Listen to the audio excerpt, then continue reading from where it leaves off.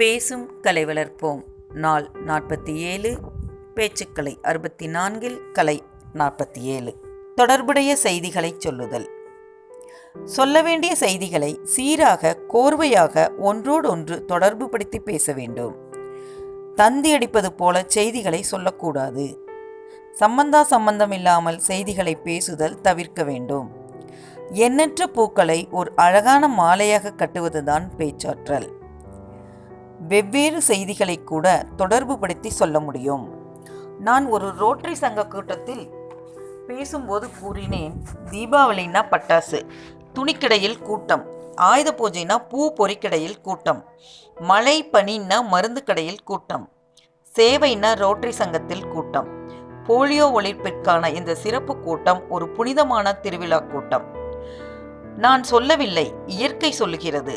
தேர் திருவிழா நடந்தால் மழை பொழியும் என்பது மக்கள் நம்பிக்கை. இப்பொழுதும் மழை பொழிந்து கொண்டிருக்கிறது. ஏனெனில் இங்கு புனிதமான கூட்டம் நடைபெற்று கொண்டிருக்கிறது.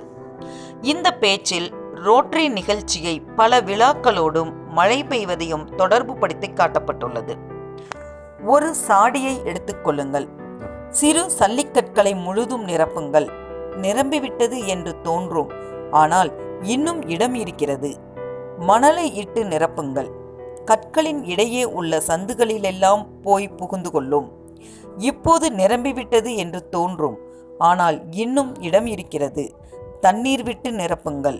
மணல் துகள்களின் இடையே உள்ள இடைவெளியில் எல்லாம் நீர் புகுந்து கொள்ளும்.